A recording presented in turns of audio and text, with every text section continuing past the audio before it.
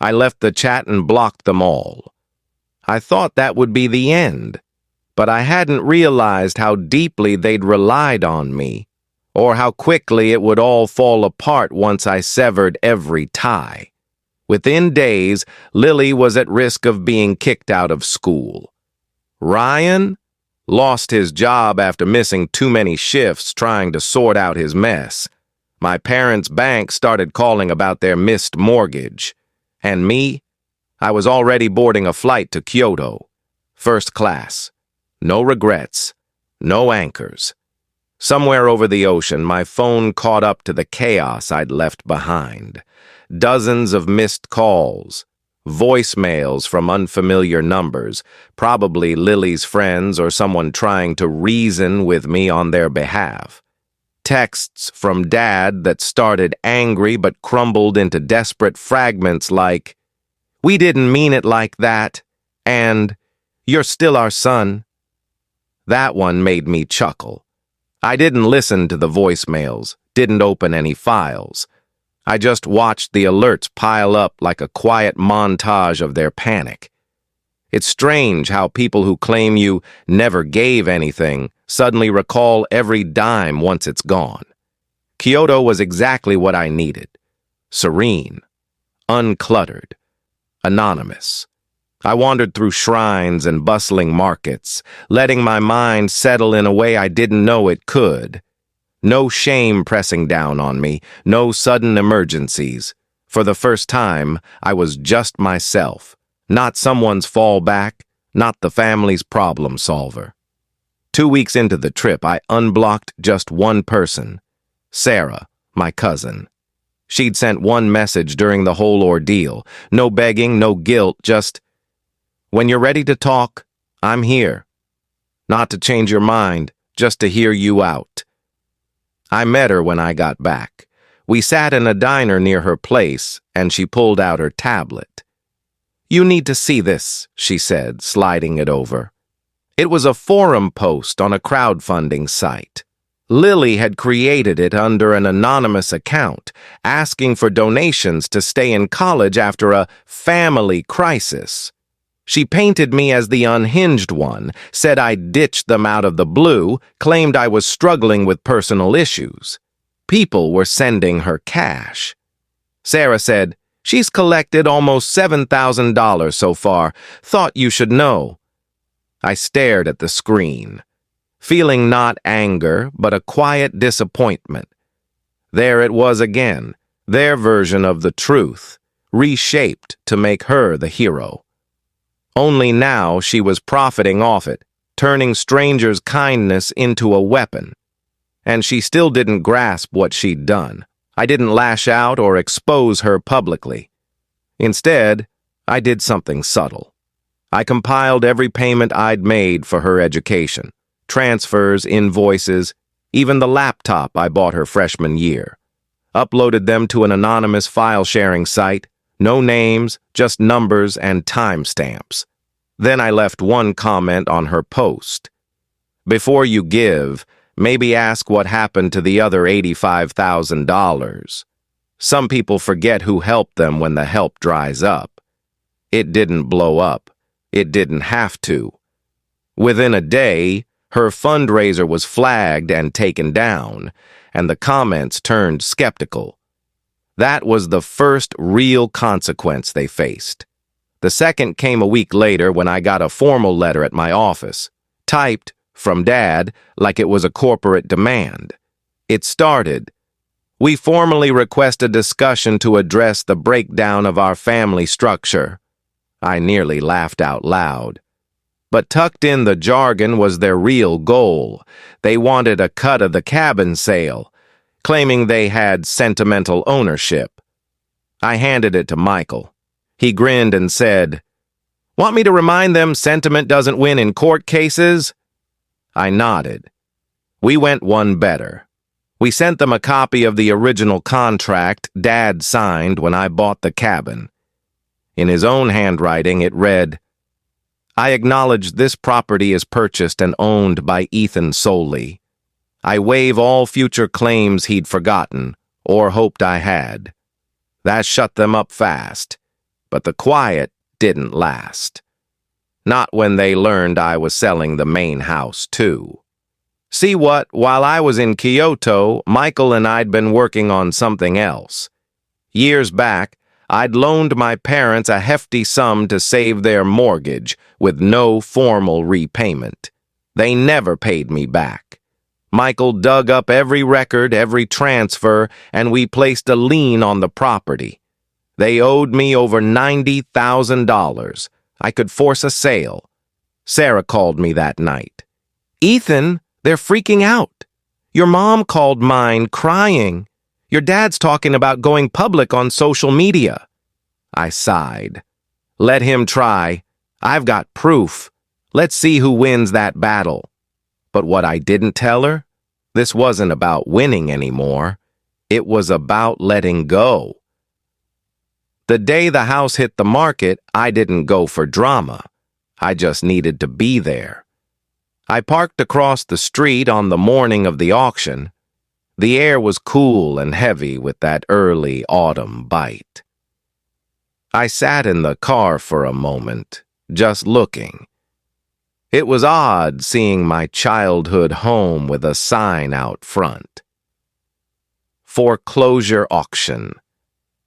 Today. No trespassing. I got out, hands in my jacket, and walked slowly toward the house. The door was open. Michael was there talking to the auctioneer, a brisk woman with a tablet and a serious expression. He nodded when he saw me. "You sure you want to be here?" he asked quietly. I nodded. "I do." I needed to be there. And I walked through the house, taking my time. The scratch on the living room floor from when Ryan kicked a golf ball inside. The faint mark on the rug where Lily spilled juice and pointed at me. The wall where my parents used to hang up certificates and artwork until mine stopped making the cut. It was strange how little of me was left here, like I'd been a visitor in my own life. The kitchen hit deeper. Memories of late-night talks helping with Mom, washing dishes while she ignored Dad's arguments in the next room, joking with Sarah over lopsided cakes and half-raw roasts. Now it was just a room. Empty. On the counter was a snapshot of the family from a holiday I'd funded 2 winters ago. I'd paid for the whole thing, the photographer, the coordinated sweaters. They'd edited me out when they shared it online. I picked it up, studied it, then set it face down. By midday, a few cars rolled up, some bidders, a few nosy neighbors. Then my family arrived, piling out of Dad's old sedan like they were on a grim road trip. Lily was first, her face puffy, eyes hidden behind big sunglasses. Ryan followed, jaw tight, ready to play tough guy. Then my parents. Mom looked drained, like she'd aged a decade. Dad still walked like he owned the world. He spotted me right away. "Ethan," he barked, his voice tight. "We need to talk, right now." I didn't budge. He marched over, Ryan trailing like a backup. "You're actually doing this?" he said. "You're going to shame your own family? For what?" I met his eyes. "Not a single thing. A lifetime of it." "You selfish little," he started, but I cut him off. "Stop." Lily joined them, her voice breaking. "I'm losing my degree because of this. I had to drop 3 classes already. Why are you doing this to us?" I looked at her. "I paid for your first 3 years. Every bill, every laptop. You never thanked me. Not even once. Instead, you let them convince you I was my fault." "I didn't," she tried, but I held up my phone. "You posted online that I'm unstable. You lied to strangers for cash." Her face fell apart. Mom spoke up, her voice faint. "We're family, Ethan. Families don't do this to each other." "No," I said. "Families don't take like this. You took everything, my money, my time, my heart, and you called me selfish when I stopped." The auctioneer's voice cut through, crisp and final. "Bidding starts in 5 minutes." Dad froze, looking less certain. "You can't do this. You wouldn't even have this house without us." "You're right," I said. "So I'm taking it back." They stood there, stranded in the driveway, powerless for the first time in years. And I turned and walked away. The house sold within an hour. A young family from the suburbs, eager to settle down. They paid cash. I signed the papers, handed Michael the keys, and didn't glance back. 3 weeks later, the movers came. My parents tried to resist, claiming they had rights, but the court was clear. 30 days to vacate. No exceptions. They didn't even take everything, just grabbed what they could and abandoned the rest. Years of stuff, trophies, old gadgets, forgotten dreams. One of the movers found a notebook of mine in a box marked trash. It was from high school, filled with plans. Get into college, start a company, take care of my family. Funny how none of those plans turned out like I'd hoped. I donated the leftovers, cleared out the junk. Sarah helped me wrap up the estate. She was the only one who stayed fair through it all, the only one I could lean on. When it was done, she hugged me tight. "You did what you had to," she murmured, "even if it doesn't feel like it yet." And she was right. It didn't feel like a victory. No grand triumph, no dramatic showdown. Just silence, a deep, clear silence that slowly turned into calm.